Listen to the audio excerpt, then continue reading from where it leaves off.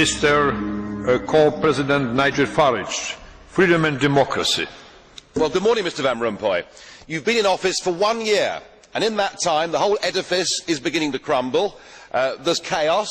The money's running out. I should thank you. You should perhaps be the pin-up boy of the Eurosceptic movement.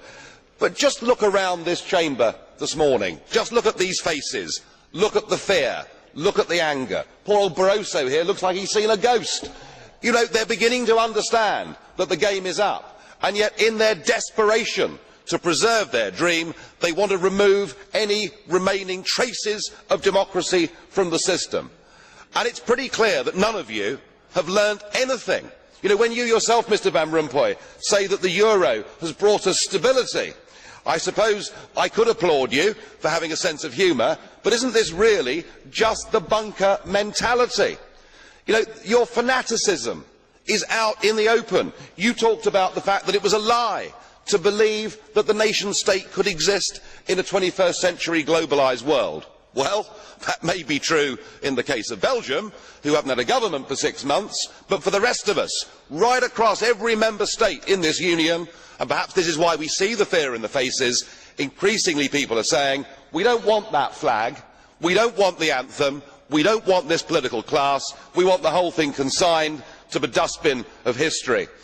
And we had the Greek tragedy earlier on this year, and now we have the situation in Ireland. Now I know that the stupidity and greed of Irish politicians has a lot to do with this. They should never ever have joined the euro. They suffered with low interest rates, a false boom and a massive bust. But look at your response to them. What they're being told, as their government's collapsing, is that it would be inappropriate for them to have a general election. In fact, Commissioner Rehn here said they had to agree their budget first before they'd be allowed to have a general election. Just who the hell do you think you people are? You are very, very dangerous people indeed. Your obsession with creating this euro state means that you're happy to destroy democracy. You appear to be happy for millions and millions of people to be unemployed and to be poor.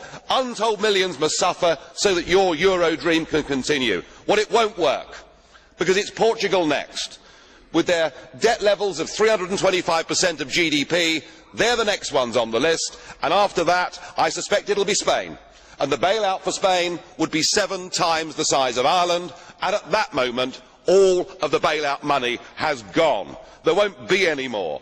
But it's even more serious than economics, because if you rob people of their identity, if you rob them of their democracy, then all they are left with is nationalism and violence. I can only hope and pray that the euro project is destroyed by the markets before that really happens. Thank you.